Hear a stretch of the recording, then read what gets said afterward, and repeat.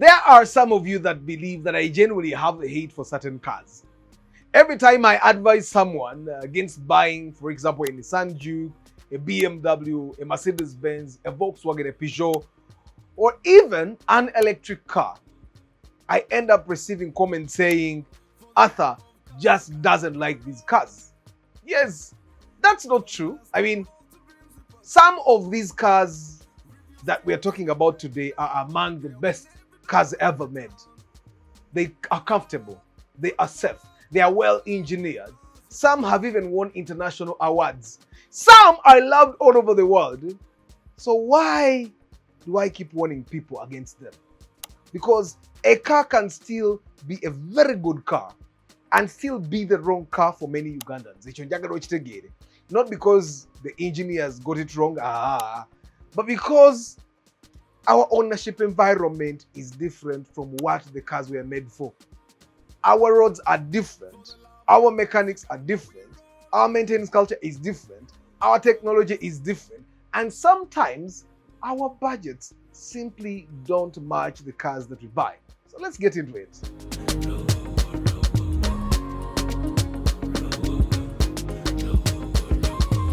For the love of cars, Uganda, we roll.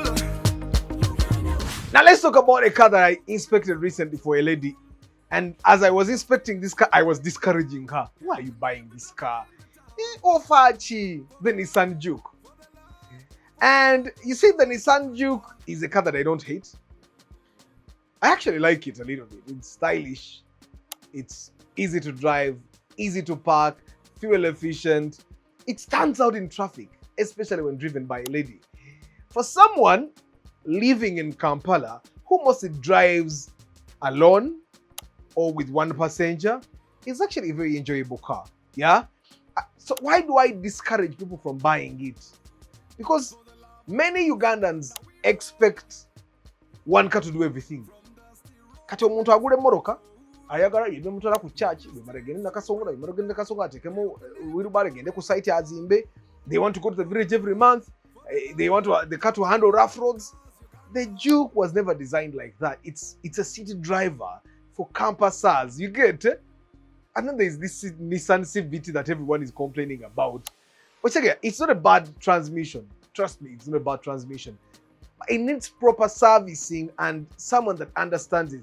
Unfortunately, many owners discover that after they've already bought the car. Because the Juke is one of those cheap cars that you can get at like 32, 35, you'll get it, 38, you'll get it, even good class.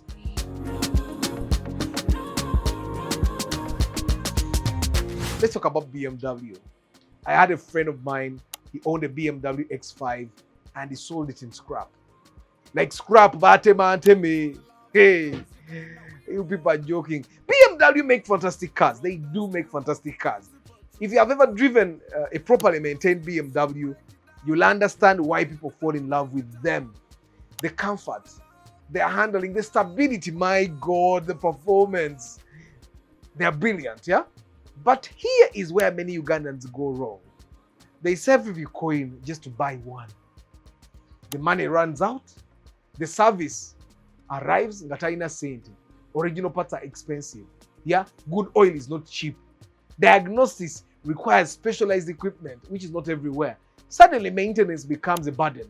Yeah, instead of maintaining the car properly, shortcuts begin, and that's when people start saying BMW is unreliable. A neglected BMW is unreliable.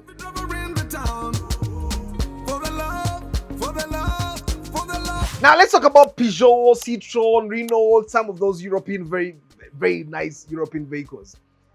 French cars have a bad reputation here.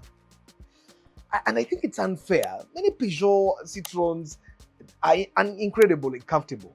Yeah, some have very beautiful interiors. They are very unique. They have excellent ride quality. So what's the problem? You see, support. Once a car has no support locally, you see there are very few mechanics that specialize in them. So you buy a car, you end up starting to become the specialist mechanic in Kampala. Citroën, waliwo omuzeeyi yavuganga Citroen yedda yayinza okuyamba yagyekanikiranga. I'm sure you don't want to be that person. You see, we have fewer spare parts, yeah, because the shops don't have them. Fewer people with the experience to diagnose the problems. The car is not necessarily difficult. It's just less understood in our market, and that makes it a bad car for us.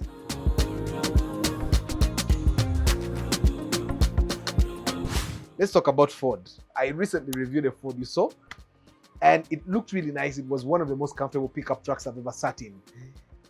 Let's look at some Ford that are famous. I saw the Ford Focus at the airport at Heathrow.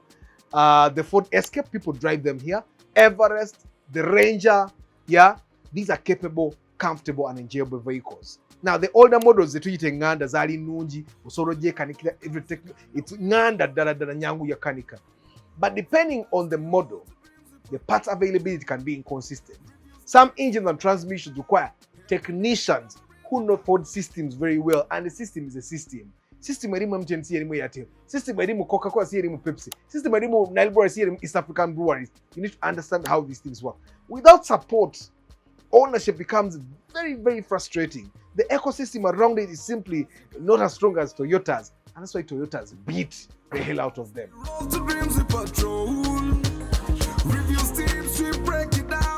Let's talk about Mazda. Some of you guys mujita Maziga. Why are you calling it Maziga instead of Mazda? Well, because Mazda is not really my favorite manufacturer. It can never be. But they have very good cars, very comfortable cars. I've sat in the CX-5, I sat in the Mazda Antenza, and these are very beautiful cars. Their handling is excellent. You guys have to accept. Interiors are premium. They are unique cars. Yeah? They deserve the praise they receive, I am telling you. But modern Mazdas, they reward the owners who follow maintenance schedules. Use the correct fluids. Do not ignore warning lights. Service the cars properly and regularly. Treat them well and they return the favor. Neglect them and the repairs will become too expensive for you. Kakati. Volkswagen. I drove Volkswagens before. And I know someone who is actually a mechanic that drove a Volkswagen na inajitunda mscrap. So we are going to talk about also Volkswagen and other European brands. Mercedes-Benz, yeah, Skoda. These cars are built for the markets there. Servicing standards are there. They are refined. They are comfortable. Yeah, they are solid on the highway. But many European cars rely heavily on electronics and specialized diagnostics. When they are maintained properly, they are excellent. When they are neglected or maintained by guesswork, problems will come. You need to think. Why did I drove the Volkswagen? Why was I getting for it's normally the sensors? Yeah, sensors that our mechanics don't understand, sensors that our mechanics just don't have. The compressor, Mercedes-Benz. I mean, the compressor is one of the most beautiful cars. Very comfortable. Kasim, the Benz mechanics, tells me, Arthur compressor na Ghana. So the next time you think about buying those European brands, think about what I've said. We roll. From dusty road to dreams we patrol. Now, there are some other cars that are really good. Very, very good. Like, you guys have seen the ad of the Jeep going through water. You never in the glory of it. We have seen some cars that are really, really nice. And all the cars I've talked about are really, really, really nice. But not for Uganda. The Chrysler, the Jeep, the Dodge, the Chrysler, these are vehicles that all of us, we admire. I admire them. I love Mercedes-Benz. But I let it go. They are comfortable, they are powerful, different from what everyone else is driving. But they are also relatively uncommon. And if a car is uncommon, the spares are uncommon, the technology is uncommon, the mechanics don't really master it. Yeah, so we have fewer part suppliers, sometimes longer waiting time for repairs. They are very fantastic for someone who understands what they are buying. Not necessarily for the average buyer looking for a simple, affordable ownership, and most of us, we are like that. But now, let's talk about electric cars. I intended to buy an electric car some time ago. My goal is to drive a zero mileage car in the future. And when I got the chance to buy an electric car, which was 0 mileage, I jumped onto the chance and I headed out to pay my first deposit. And what I got there changed my mind. Electric cars, they are part of the future. They are quiet, they are cheap to run, they have fewer moving parts. Their driving experience is amazing if you find a good one. But they are not really for the average Ugandan today. Charging infrastructure is still being built. Battery diagnosis, Nemo hybrid is it to Sumbua. Many buyers still don't understand the battery health. For the right person, the electric car is really excellent. For the average Ugandan today, don't just waste your money yet. Keep buying our normal cars. Kari, if you really want to upgrade, go for the hybrids. But even the hybrids like the Prius, the CHR, abantu bafuna ebizibu. Nti erianda lifa, kakulant pump kafa, ne inverter n'agittiramu. Ontegeera. Braking system. Atwalira abaana batamanyi ne bagikola. Pump n'agitta. So we still have a lot of problems. Very good cars. The Prius is a very good car, but not for every Ugandan. If you don't understand how hybrids work, don't buy a Prius, don't buy the Aqua, don't buy the Fielder hybrid, don't buy the CHR, don't buy the Harrier hybrid, don't buy the newer hybrid. Because have you noticed something? Not once have I said these cars are bad, because they are not. But I keep saying these cars are bad for us. The problem is that many of them were designed for ownership environments very different from what we give them. Yeah, places with smooth roads, strong dealership networks, highly trained technicians, readily available parts, guys. Owners who strictly follow maintenance schedule. But here in Uganda, we often expect a car to survive roads that are rough, delayed servicing, cheap parts and mechanics that, well, they look at a car and they say,